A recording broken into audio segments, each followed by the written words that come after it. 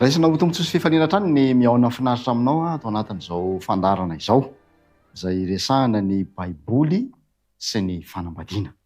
Zavatra tsy vaovao amin'ny baiboly ny fanambadiana satria Andriamanitra mihitsy no nanorina azy dia nanome ny toromarika rehetra nametraka an'izany ho afatra ho arahintsika sy hankalantsika hevitra amin'izao andro izay havelomantsika izao.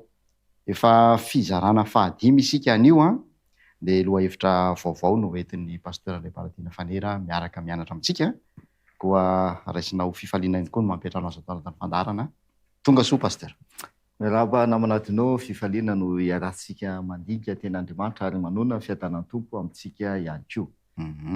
Leniary efa maromaro ihany ny zavatra andesantsika teto misy ny lohahevitra somary mavesabesatra kely tsara angamba raha anao jeritodika kely tsika mba ahafahana miaina tsara araka ny tokony ho izy sy mitovy fiaingana ny rehetra amin'ity fandarana fizarana fahadimy. Marina zany tsara mihitsy zany somary mavelontsika kely ireo lohateny izay nodinena teo aloha satria iankinany lohateny izay hodinentsika amin'ity fizarana ity ilay izy. Iresaka momba ny fisaraha-panambadiana mantsika io na divorce ao izy tsika. Fisaoram-bady ao izy ny ao amin'ny baiboly. Dia tsara ny amerenantsika ireo lohateny teo aloha izay fototra mihitsy izay napetraka Andriamanitra mahakasika ny fanambadiana izy. Dia raha verentsika kely dia namanadinao dia izao hoe ny fanambadiana voalohany indrindra dia Andriamanitra mihitsy no namorona azy. Andriamanitra mihitsy no nametraka azy. Ary Andriamanitra no nanome ny fitsipika mifehy an'ilay fanambadiana. Izay ilay tena fototra izay. Tsy avy amin'olombelona mihitsy io fa Andriamanitra no ilay namorona an'ilay fanambadiana sy nanamasina an'ilay fanambadiana no nametraka ny règle ao izy. Ny règlement na principe tsy haiko izay ilazantsika azy mahakasika ny fanambadiana. Dia voalaza ilay ten'Andriamanitra ilay fitsipika mifehy an'ilay izy manomboka hatrany amin'ilay hoe Genesisy 2:15 ilay fanomanana dia Andriamanitra nanome fonenana nanome asa ho an'ny Adama hitandrina ny sahy ihany koa. Dia tao aorianan'izay dia niteny amin'izay Andriamanitra hoe tsy tsara raha irery izy fa mila namana izy. Dia niditra tsehatra indray Andriamanitra nanamboatra aneva ilay vady sahaza ho an'ny Adama. Dia nalain'Andriamanitra nampatorin'Andriamanitra i Adama tsy nahafantatra na ininina mihitsy Adama ny fomba namoronana aneva. Fa rehefa niratra ny mason'ny Adama tonga dia efa nita io. Dia tsy nisy salasalana mihitsy teo amin'ny Adama hoe fa izy ianao ve nivadiko? Ohatra ny fahitako anao tsisy fa vao nahita ny evy Adama dia tonga dia niteny izy hoe taolana avy amin'ny taolako nofo avy amin'ny nofoko ianao. Tenako ihany ianao satria lehilahy no nanalana anao. Dia nametraka amin'izay Andriamanitra ny dingany ny fanambadiana satria ikambana amin'izay zany zareo. Dia iny amin'izay ilay voalaza hoe ary noho izany ny lehilahy dia andao ny ray sy ny reniny ka ikambana vadiny dia ho nofo iray ihany izy. Dia ao anatin'izay fikambanana izay dia misy ihany koa ilay fitsipika izay napetrak'Andriamanitra leo amin'ny Genesisy 2:15 indray izy milaza an'izay dia hoe ary nitanjaka raha lehilahy sy ny vadiny nefa tsy nahalala henatra izy. Ino zany ilay fanamafisana nazavaintsika tamin'ny resaka fifamofona hoe aza diny fa rehefa nikambana tamin'ny vadiny rehefa vita le dingana na izay voalaza ao amin'ny 2:17 izay vao niditra le 2:15 hoe mitanjaka amin'izay izy mivady nefa tsy nahalala henatra. Izay mahatonga le hoe alohan'ilay ikambana alohan'ilay anaovana an'ilay dingana le fifamofona no nijerevantsika an'izay tsy tokony ifampitanjaka. Izay mazava be ilay ten'Andriamanitra. Tsy tokony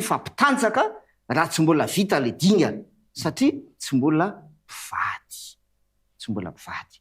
Dia koa namanady anao le nijerevantsika tamin'ny farany ny resaka tokantrano maso concubinage na tokantrano tsy ara-dalàna. Zay ke zany le izy. Tsy mbola vita le dingana dia efa nitanjaka le lehilahy sy le vehivavy. Zay mahatsy ara-dalàna azy. Dia naka ohatra moa tsika zany ny momba ny dina tamin'ny Zanak'i Jakoba. Zay hitan'ny Sekema dia tonga dia nandrin'ny Sekema izy. Zay le hoe tonga dia nitanjaka kanefa zareo mbola tsy vita ninina. Taorianan'izay Sekema zay vao hoe Sekema dia tia dina dia nanao teny malefaka dia zay vao mba Saika anao dingana. Zay vao eritreritranao dingana hoe iresaka amin'ny Jakoba rainy sisisa tsy nekeny ny anadahana. Zay na iny tsy nekeny ny anadahana dina. Tsy azo atao zany izy zavatra fady indrindra ny nataony. Hitantsika ny tantara fa tsy nekeny zareo, tsy tanteraka le izy. Satria tsy ara-dalàna lay akta moa zany zay natao tamin'izay fotoana izay. Hitantsika ravana milala hoe raha vao tsy mipetraka tsara ho azy zay fitsipika zay apetraka-Andriamanitra amin'ny fanambadiana izay dia rava le fanambadiana. Tsy maro toerana. Tsy maro toerana mihitsy. Ary eo mantsy hiditra amin'ny divorce mantsy sika io.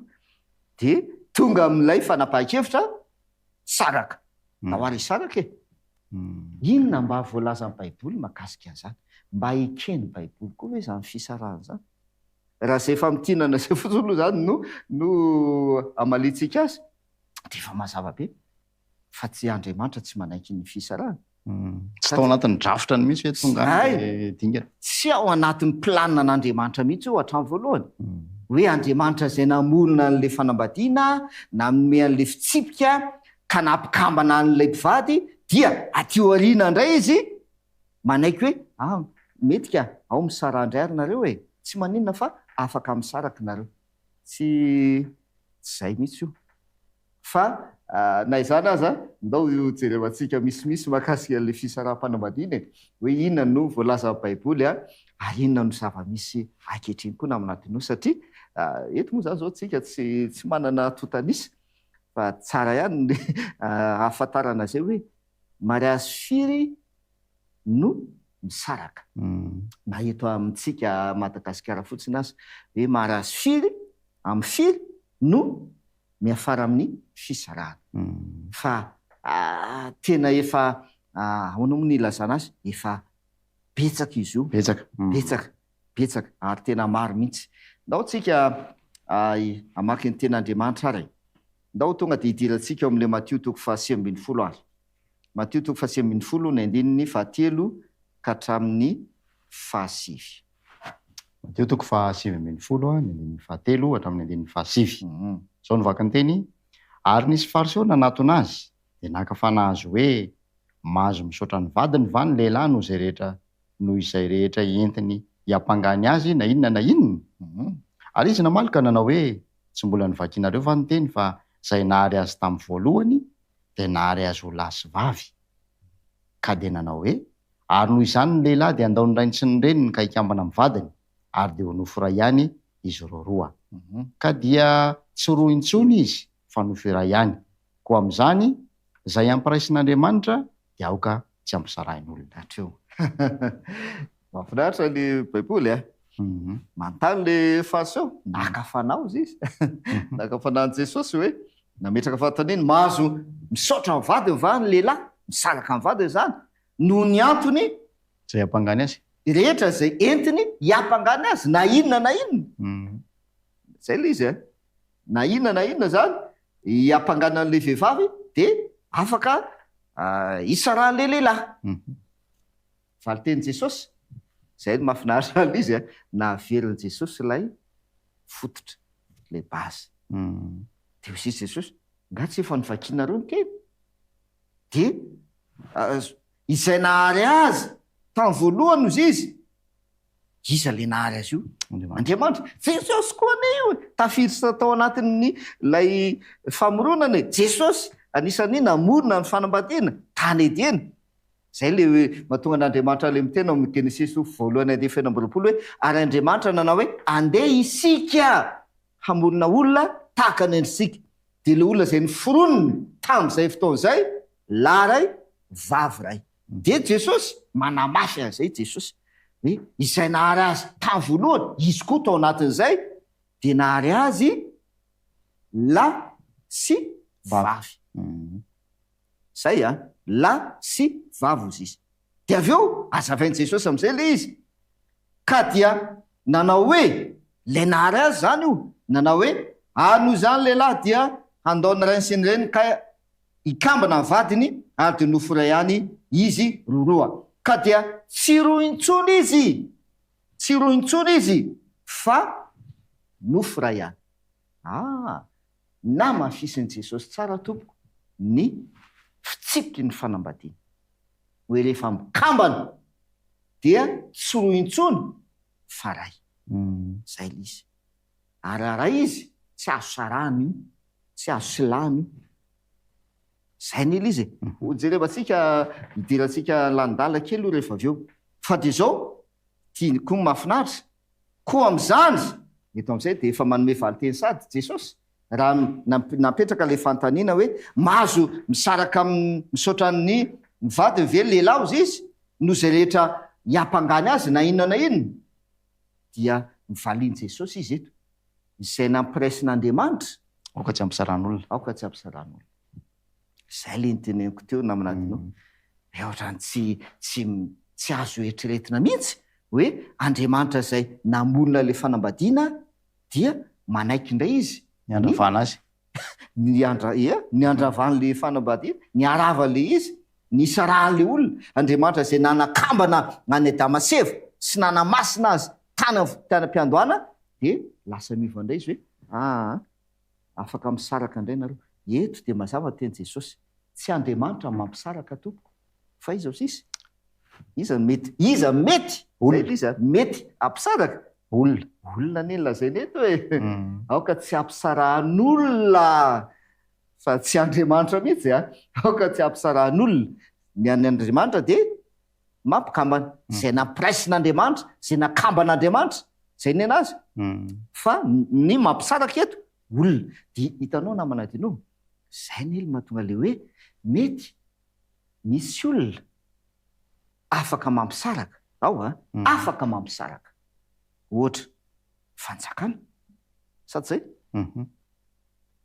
vita fisarahana ara-panjakana ny ekeny fanjakana ny fisarahana fa tandreny tompoko ny olona ny nampisaraka fa Andriamanitra tsy mampisaraka Andriamanitra mety ny eken'ny olona le fisarahana fa tsy nyken'Andriamanitra ka na de efa hoe misaraka ara-panjakana tsy haiko hoe arak'olona hoe araky ny olona araka ny fanapaha-kevitry ny olona na de hoe nisaraka araka ny fanapaha-kevitry ny olona aza le mpivady dia tsy eken'Andriamanitra lay fisaraha-panambadiana idirantsika kely koa zay rehefa avy eo fanao vakitsika ny toyny ary namanadino ao amin'ny andininy fahafito sy ny andininy fahavalo matetika fa sy ambin'ny folo ny andininy fahafito sy ny andininy fahavalo hoy ireo taminy nahoana ary Mosesy ny nandidy anome taratasy fisaoram-bady tsy hisaotra azy hatreo aloha io zany zao de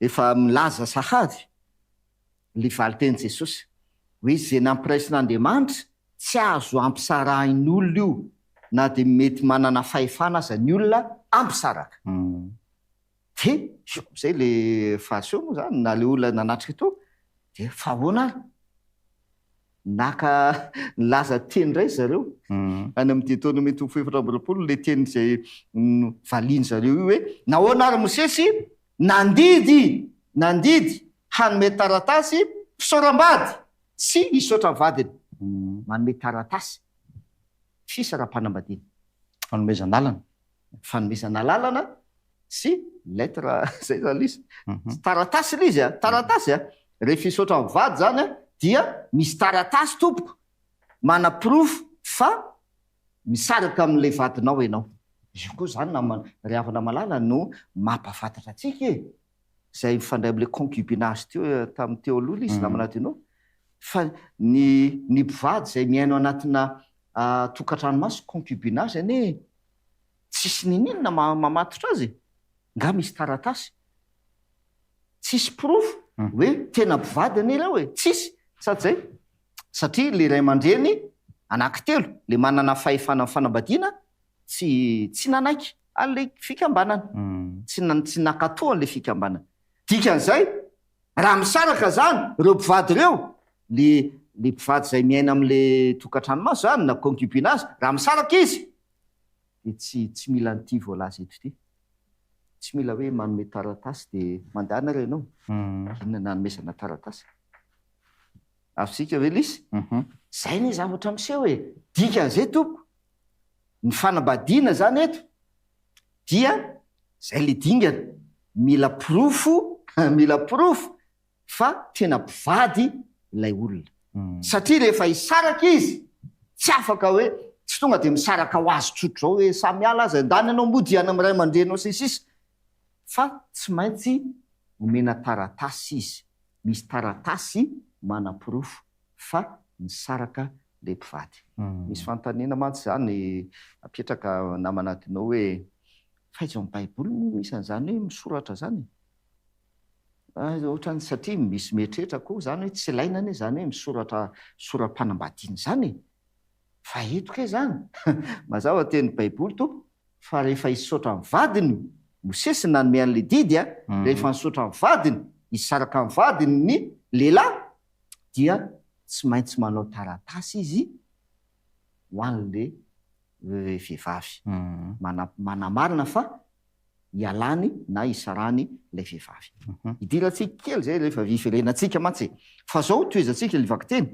namany zany reto olona reto hoe raha izany izy hoe zay nampiraisin'Andriamanitra tsy tokony nampisaran'olona zy izy Jesosy ahoana zany le ahoana zy izy Mosesy nandidy hoe anome taratasy rehefa misaraka amin'ny vadiny de ahoana zy izy mivaly teny Jesosy andiny fahavalo matetika fa tsy ambin'ny folo ka ny andiny fahavalo ary hoy Jesosy taminy ny amafy ny fonareo no namelan'ny Mosesy anareo isao bady fa tamin'ny voalohany de tsy mba toy izany mazava be mbola namafisin'i Jesosy any na de nandidy aza Mosesy tompo any amin'ny Deutéronome 7:20 misy an'io zay vakitsika io zany zao rehefa avy eo na de niteny aza Mosesy any amin'io Deutéronome 7:20 hoe raha misy misaotra amin'ny vadiny de maoka nome taratasy izy dia ampiala azy ao an-tranony de mbola amafisin'i Jesosy eto de hozy Jesosy ny amafy ny fonareo no namelany Mosesy anareo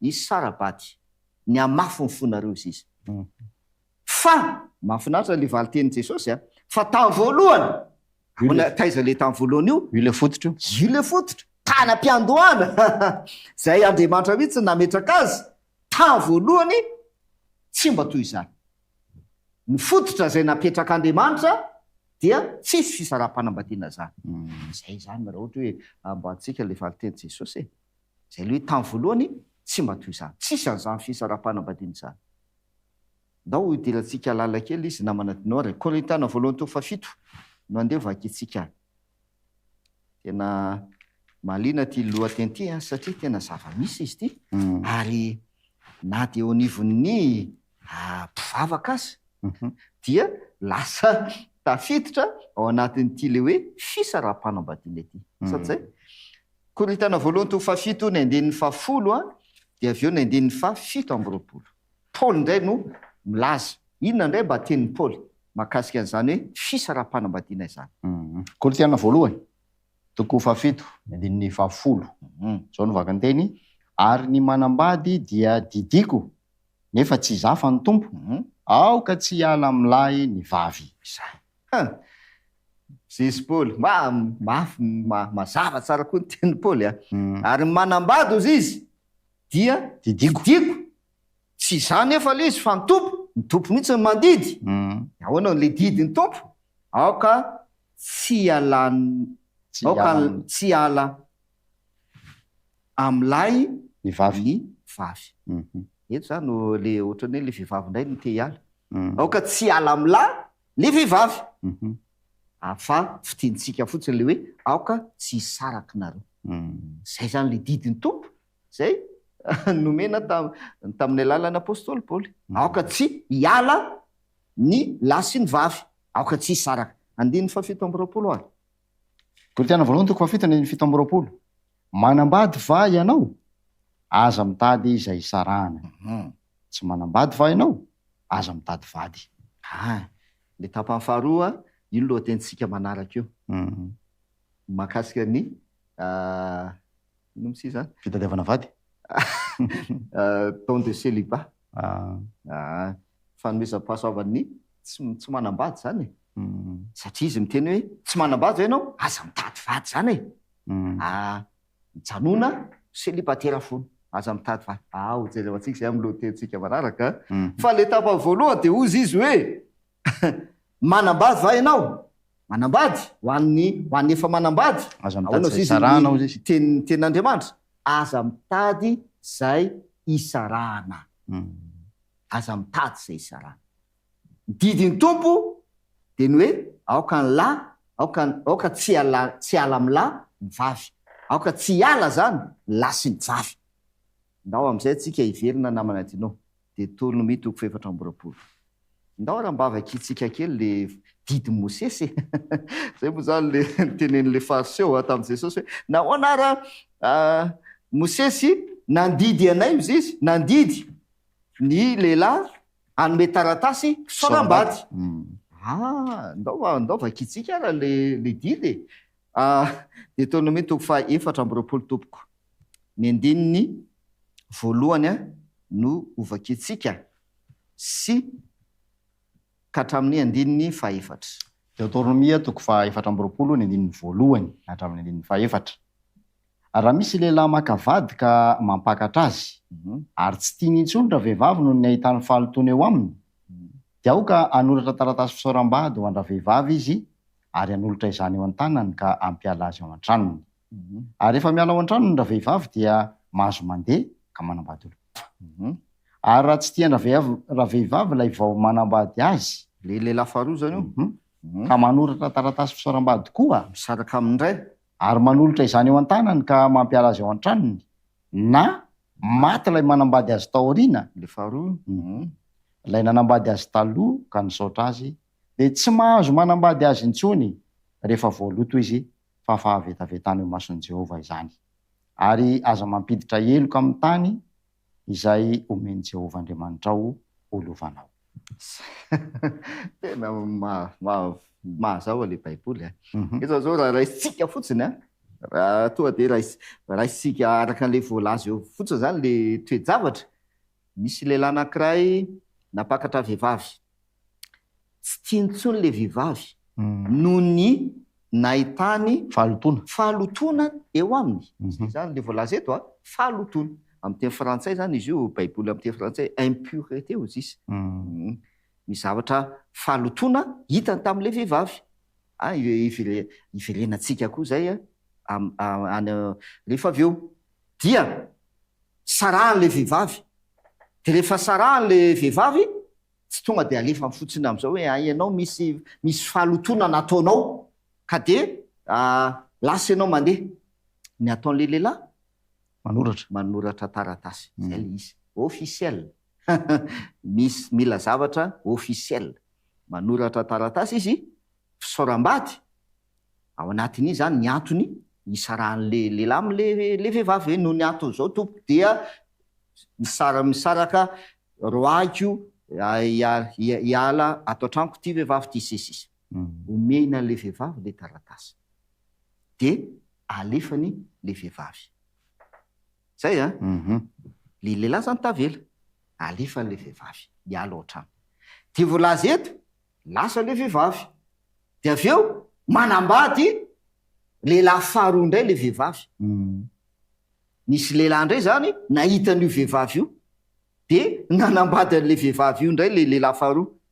De avy eo voalaza eto indray izy, tsy tian'le lehilahy faharoa intsony indray le vehivavy, na maty ozy izy le lehilahy faharoa, na zany misaraka am'le vehivavy le lehilahy faharoa, na maty le lehilahy faharoa, dikan'izay zany lasa lasa tsy manambady Mpitondra-tena indray zany. mpitondra-tena zany le vehivavy na izy zany a divorcé fandroana na lasa mpitondra-tena mativady de voalazana eto ity le lehilahy voalohany ity tsy mahazo mivelona amin'ity vehivavy le vadiny io tsy mahazo mivelona raha ohatra hoe ao aoriana any hoe efa lasa niova le vehivavy tena mety hoe tonga saina izy na nanenina izy sisa de niova ny fiainany hita le lehilahy le voalohany io tsy mahazo mivelona aminy izy le lehilahy voalohany fa fahavitavitana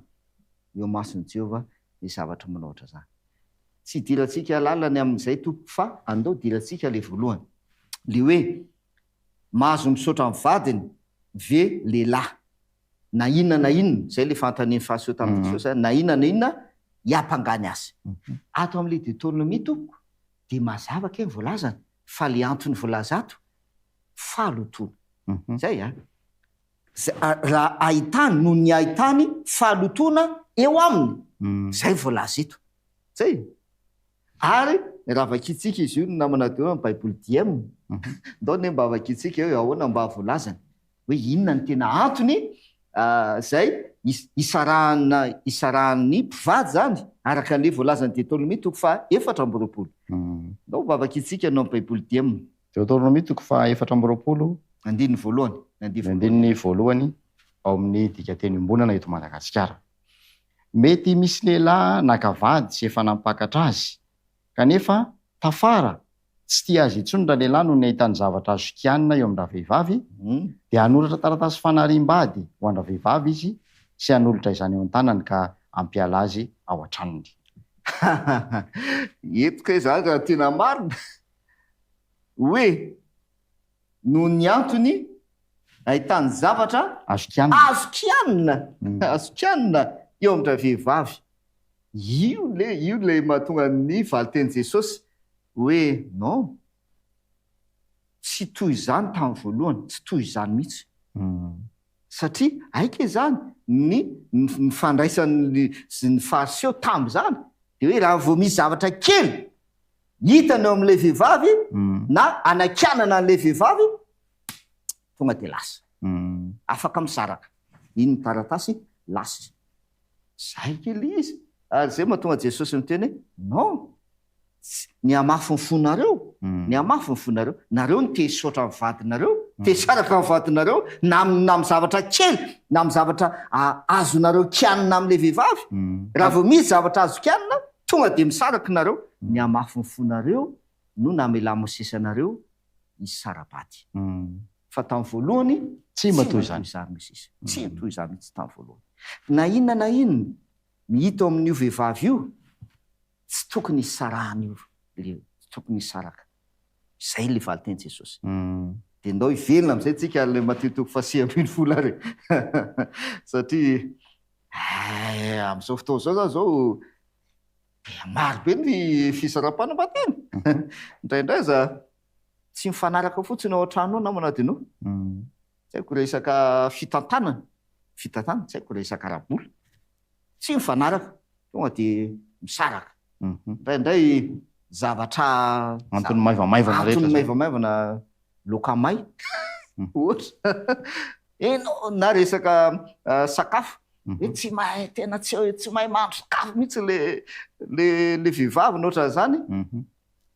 kivy le lehilahy de ena aloha mitady vehivavy hafa fa antony azo kianina zay le hoe zavatra azo kianina ahitany zavatra azo kianina mahafinaritra be le dikateny ombonana zay ke le zavatra nisy tamin'izany tamin'ny andro Mosesy dia noho izay antony zay no nahatonga Mosesy namela andro zareo enara fa de rehefa hisaraka zany ataovy mazava de ataovy ara-dalàna fa ndao mba vakitsika raha ny ten'Andriamanitra re ny amin'ity fisaraha-panambadiana ty inona zany no voalaza amin'ny baiboly antony zay isaraha-panambadiana ohatra ny hafahafa ihany zay teniko zay hoe ay ve zany manaiky ihany ny baiboly fa raha ny tena marina zany raha tena fototra dia tsy eken'Andriamanitra ny fisaraha-panambadiana Matio toko 7 andininy fahasivy.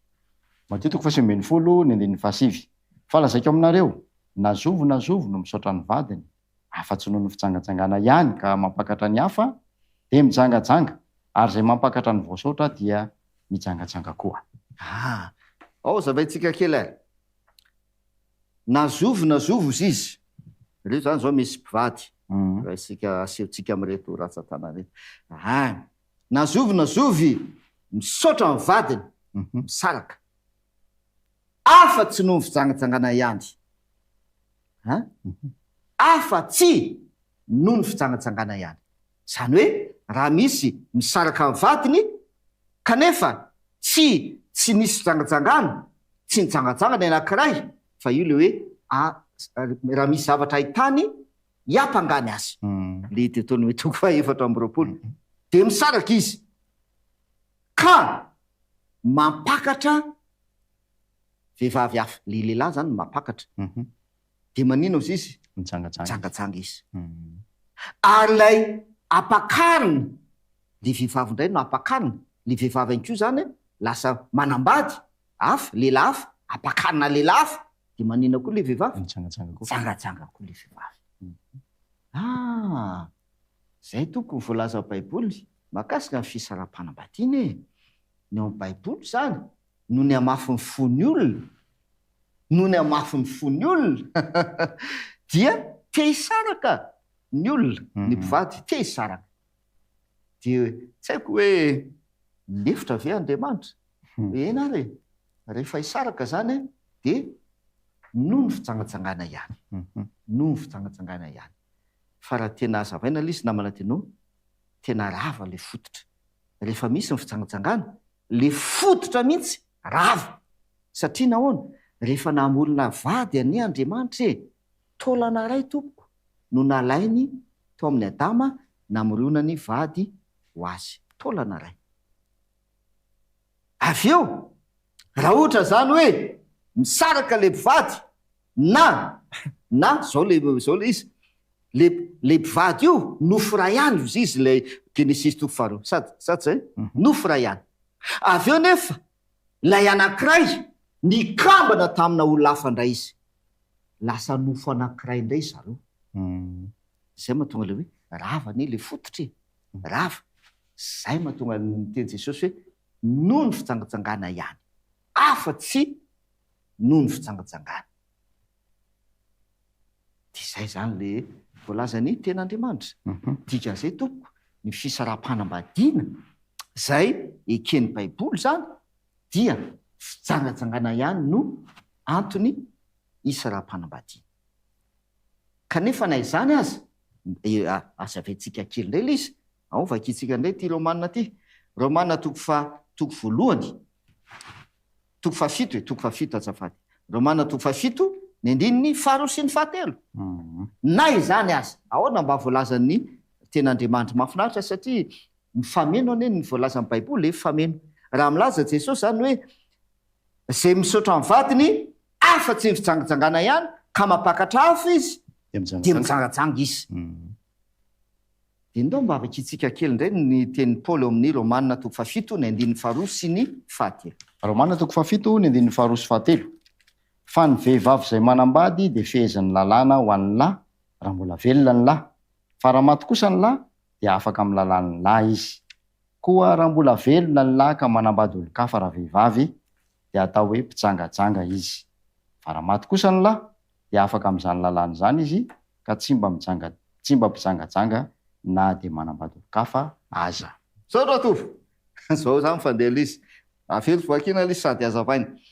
Fa ny vehivavy izay manambady, mbola manambady zany le vehivavy io mbola mpivady zareo.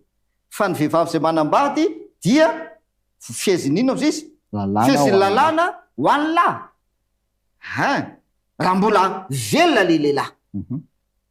Mbola voafehny lalàna zany le vehivavy. Raha mbola velona le lehilahy. Ka raha manambady olon-kafa izy. Zay le izy raha mbola velona ny lahy izy, 7. Ka raha mbola velona ny lahy ka manambady olon-kafa raha vehivavy, dia inona izy? Atao hoe mpijangajanga izy. Mpijangajanga izy. fa raha maty le lehilahy dia afaka manambady olo-kafa izy ary tsy mpijangajanga.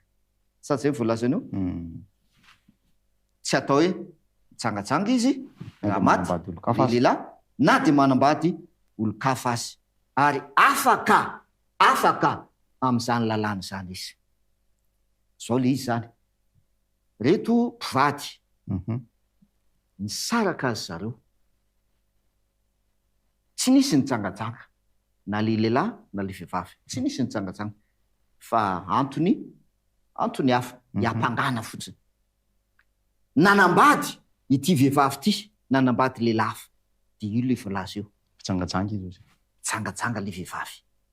Raha mbola velona ty lehilahy ty, de mpitsangajanga ty vehivavy ty.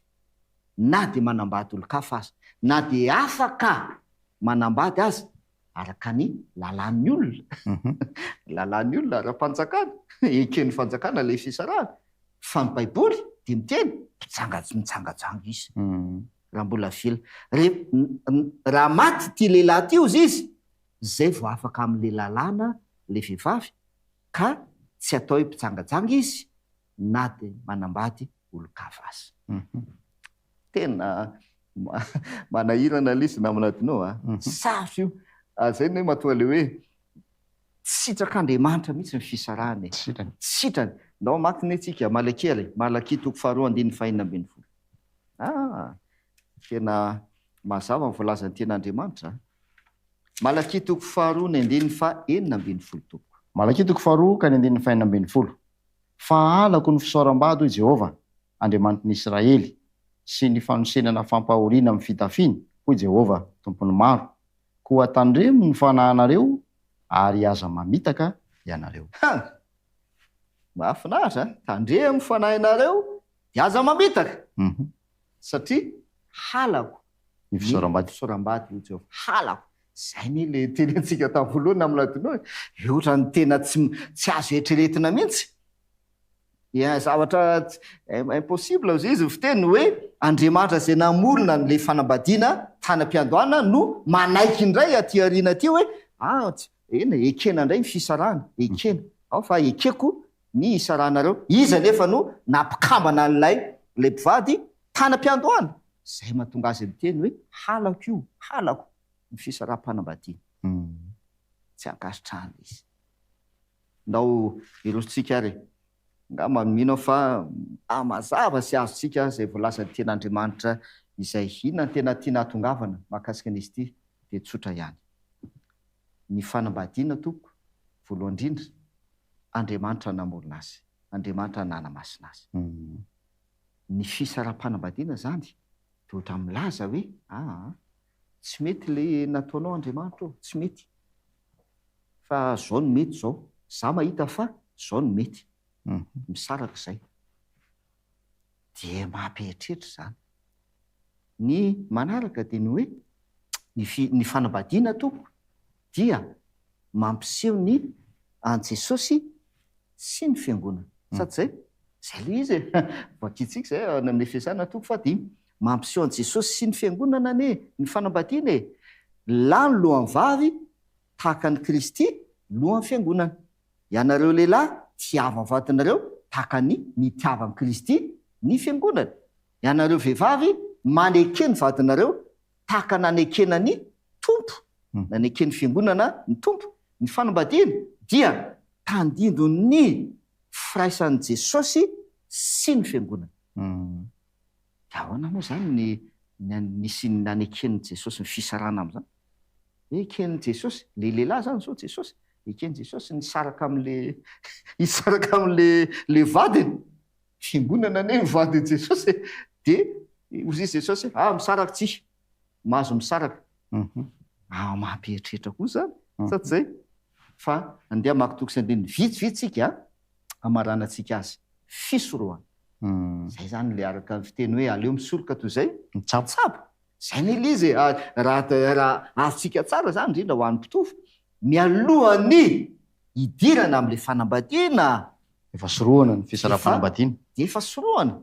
Zay le hoe mialohana ny ekenao tompoko anekenao hity olona anankiray zay le fifanofona eo manomboka de mifanaiky eo no manomboka de fa vady ny hafarany iny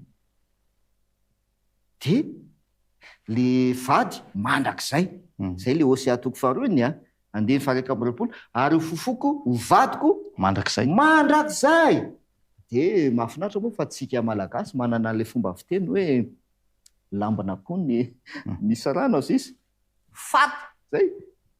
fato ny sarana mandrak'zay hatramy fahafatesana zay mihitsy de ho tianao aho hatramin'ny fiafarany fofinaina zay ohatroatran'zay zay le ara-baiboly zay mandrak'zay ozy izy ho fofoko vadiko mandrak'zay ianao de mila soroana le izy namana ty torohevitra ary me baiboly ary Koritana voalohany toko fafito Koritana voalohany toko fafito ny andininy faharoa sy ny fahatelo ary ny andininy fahadimy zao novaka ny teny Korintiana voalohany toko fafito ny andininy faharoa anefa noho ny fijangajangana dia aoka ny lehilahy rehetra samy anana ny vadiny avy ary aoka koa ny vehivavy rehetra samy anana ny vadiny avy hatreo aloha fisoroana voalohany noho ny fijangajangana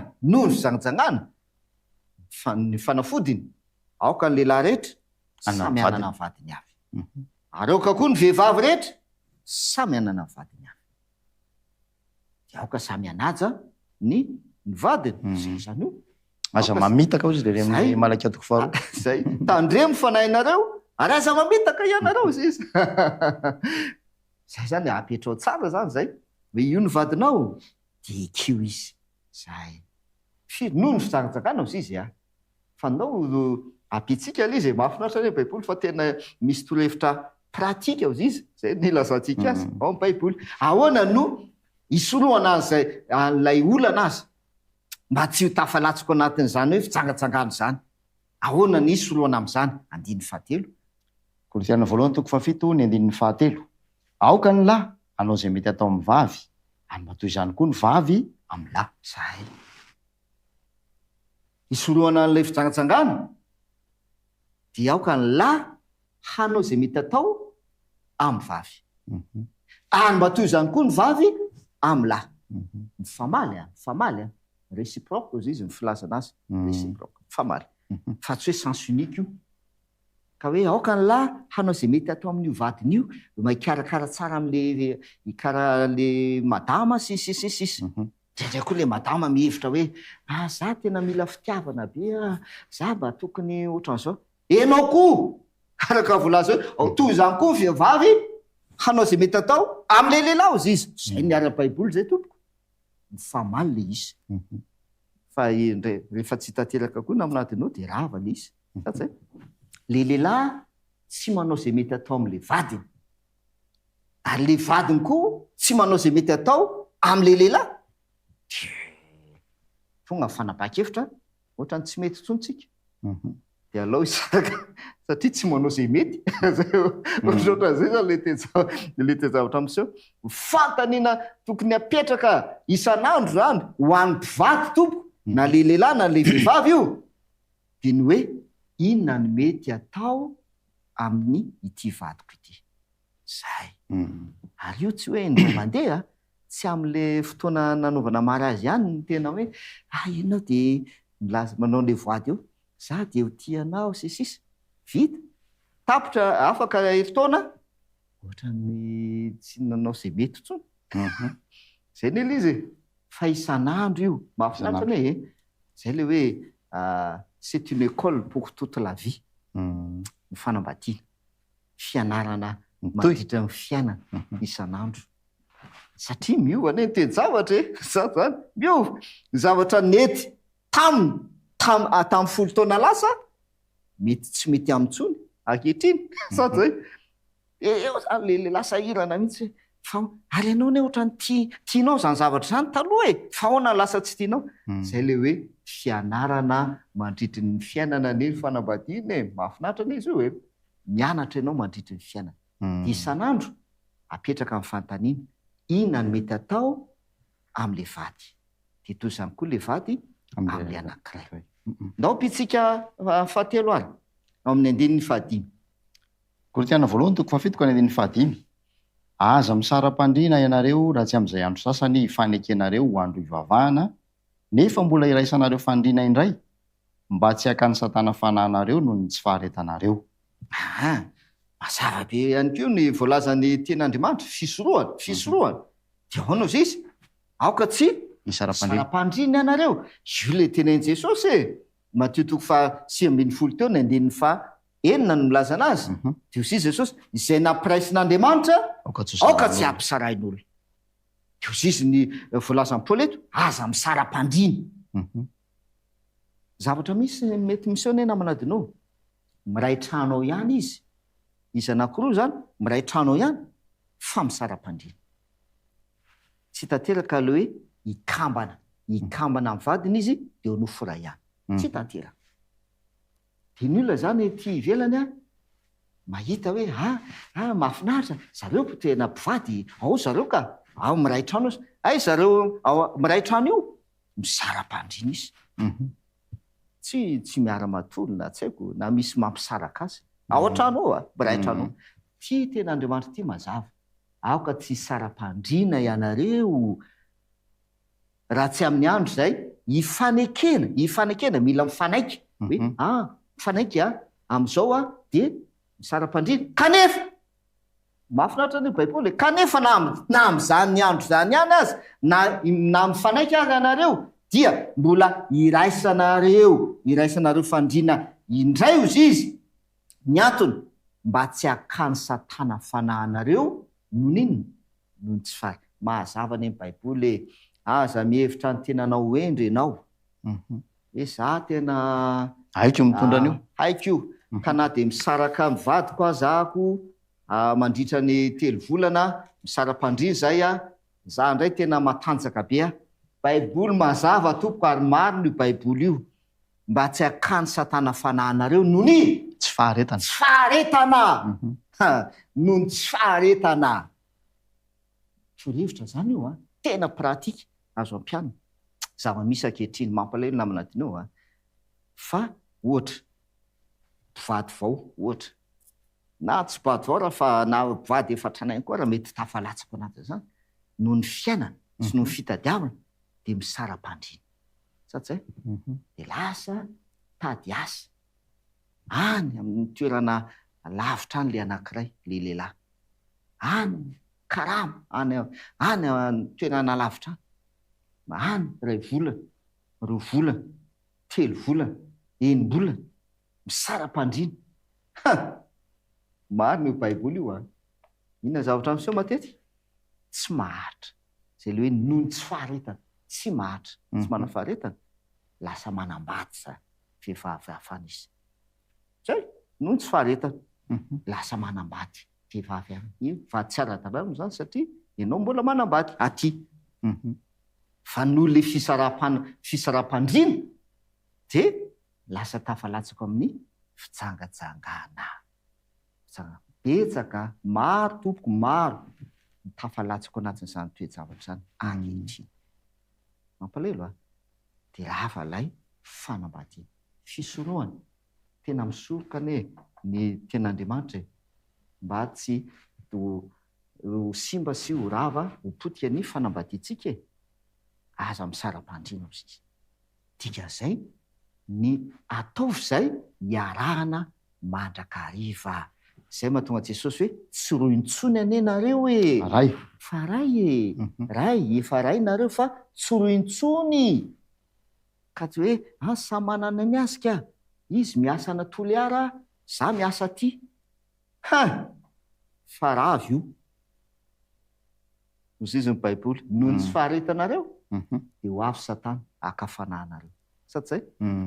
Dia misoroka antsika ny ten'Andriamanitra. Dao faranantsika ny dindinika ary Efesanina no andeha vakitsika. Efesanina toko 5 dia vakitsika ny andininy fa 2 ka hatramin'ny 5 ary avy eo ny andininy fa 7 sy ny 7 Io zany tonga dia famotinana azy. Toko 5 ny andininy fa 2 hatramin'ny 5. Ianareo vehivavy maneke ny vadinareo tahaka ny anakenan'ny tompo.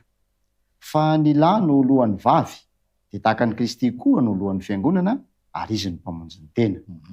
Fa tahaka ny anaken'ny fiangonana ny Kristy no anaken'ny vavany lahy koa amin'ny zavatra rehetra. Ianareo lehilahy, tiava ny vadinareo dia tahaka ny tiavan'ny Kristy ny fiangonana ka nanolorany ny tenany amonjy azy. Dia tahaka izany koa ny lehilahy tokony ho tia ny vadiny tahaka ny tenany ihany. Izay tia ny vadiny dia tia ny tenany. Na dia izany aza samy tia ny vadiny tahaka ny tenany ianareo lehilahy rehetra, ary eo ka kosa ny vavy hanaja ny lahy. Izay tompo. Izay famtinana mazava ny voalazan'ny ten'Andriamanitra. Dia aoka mba ho tanteraka eo amin'ny fiainan'ny mpivady izany ten'Andriamanitra izany, ka tsy ho tonga any amin'ny fisaraha-panambadiana izay voalaza, fa halako ny fisaraha-panambadiana ho Jehova. Halako izany ho Jehova. Dia mba tsy ho tafalatsaka ao anatin'izany isika, satria ny fanambadiana mandrakizay, ny fitiavan'i Jesosy sy ny fiangonana mandrakizay, ary ny firaisan'i Jesosy sy ny fiangonana mandrakizay ihany koa izany. Ka mahafinaritra ny teny, mazava tsara, tiava ny vadinareo tahaka ny tenanareo. Zay ianareo lehilahy ka ny tia vadiny tahaka ny tenany, tahaka ny tenany. Ka rehefa izay no iainana dia tsy tafalatsaka ao anatin'izany fitsangatsangana sy fisaraha-panambadiana izany. Eny re, everiko fa nandraisantsika hafatra mafonja makasika ny fiainantsika tsirairay avy izany dindinika ny rana teto izany androany. Daholo hoentina mavaka pastor. Mivavakantsika raina izay ny andandro misaotra noho ny teninao tompo, tena mifona aminao izay Jesosy, noho ny fahadisoana, noho ny fahotana ihany koa izay misy eo anefan'ny tokantrano, eo anefan'ny mpivady, ka tsy mandeha araka ny fitsipika napetraka ao intsony ny amin'ny fanambadiana. Jesosy eo, raha nisy fahadisoana izay natao, aoka ianao amela izany eloka sy fahadisoana izany. Ny angatany tompo dia tario amin'ny lalan'ny fahamarinanao izay tsirairay avy, ary arovy ihany koa tompo ny tokantrano amin'ny asan'ny Satana izay mampisaraka, mandrava, manapodika ny tokantrano. Amin'ny anaran'i Jesosy, amen. Dia mankasitraka noho ny faharetanao manaraka ny fandarantsika teto, ary manantena fa mbola aliana indray nytoy an'ity dindinika ity, dia raha antsika amin'ny pasteur André Baratina Fanera. Mankasitraka andreo namana teknisiana ihany koa izay tsy nikely soroka na mifandray antsika tamin'ny feo sy ny sary mandrapijery ho amanakandray tokoa.